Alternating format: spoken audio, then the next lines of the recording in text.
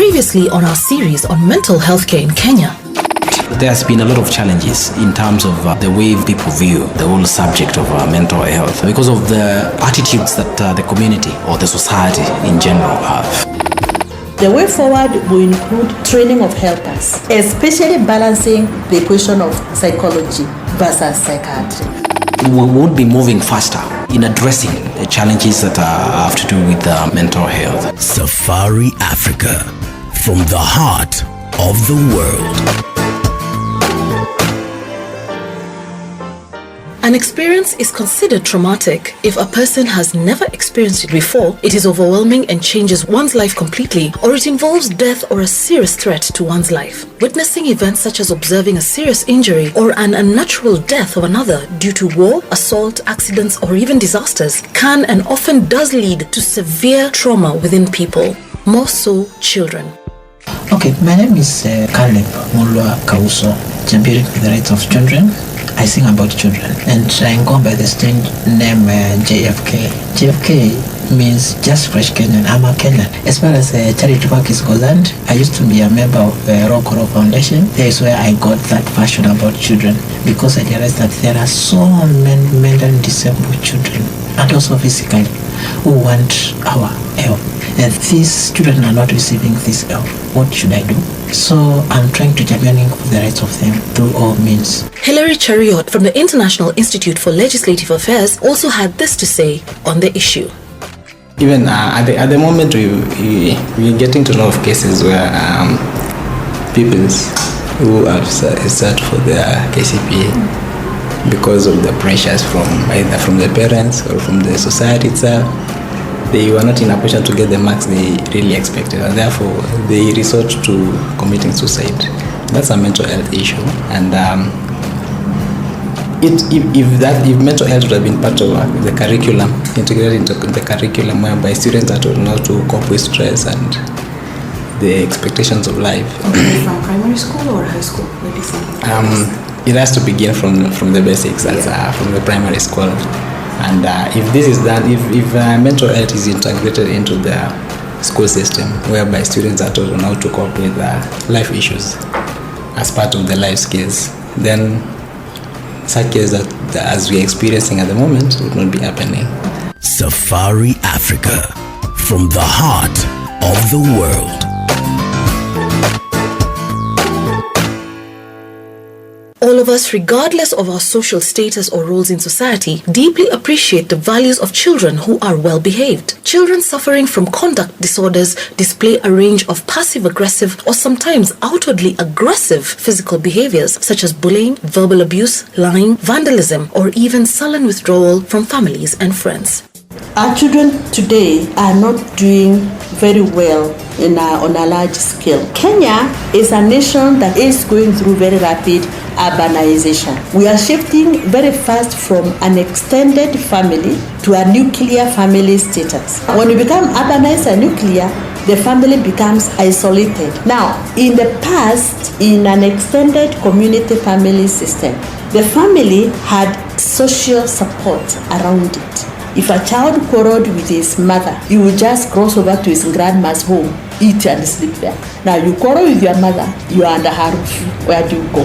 So this isolation is beginning to affect our children. Now on top of isolation, we put a very heavy academic expectation that unless you pass your exams, you're in trouble. So you find a child who does nothing else but study. It's homework, homework, homework. No time for rest, no time for relaxation. Now they come for the school holidays. You'd expect the parents to allow children to play. Children have no time to play, and there's so much stress on them. The other thing is parents are not available to have time with their children. There is so much work, and not enough time to interact with children. On a final scale is that many parents do not know what to do with their children at all. They don't invest time with their children or ask the children what they want to do. So we close school for the holidays and the parents are distressed. What am I going to do? So it is showing in various psychological symptoms in our children which were never there before. ADHD, this is attention deficit and hyperactivity disorder, where the child is not sitting still. They are climbing walls, putting on television, pinching everybody, anxiety attacks, children with sweating hands, with the headaches, with stomach aches.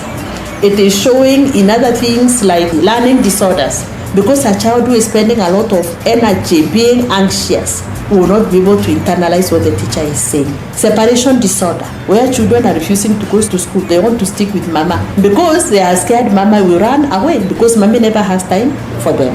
It is showing itself also more and more abused children. By the way, child abuse is on the increase. Safari Africa, from the heart of the world.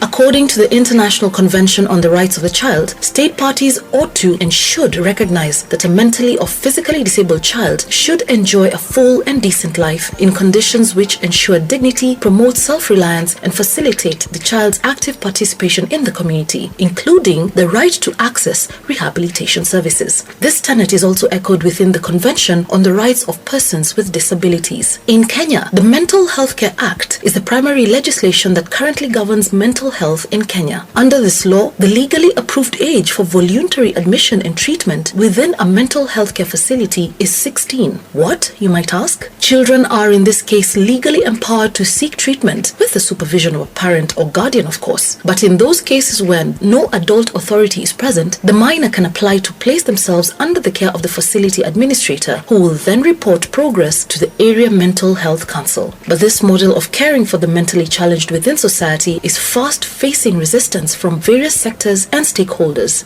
Hilary Cheriot expounds. As we have in the community mental health, we will also have community caregivers. Those people can be drawn from society and community. Therefore, for us to get those people, there is need for training, there is need for education and information to the people. So where does the reform process within the mental health care sector, which includes reform around research, training and implementation down to the grassroots, stand? Thanks for this opportunity. My name is Hilary Cheriot.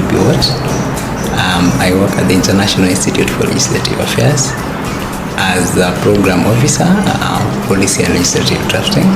One of the programs that we are running at the moment is the mental health program, which was it was initiated sometime in July, and in partnership with OSEA, and it's been running for the last part of last year, and it's a program that we ran for 2 years, 2011, 2012, and part of 2013.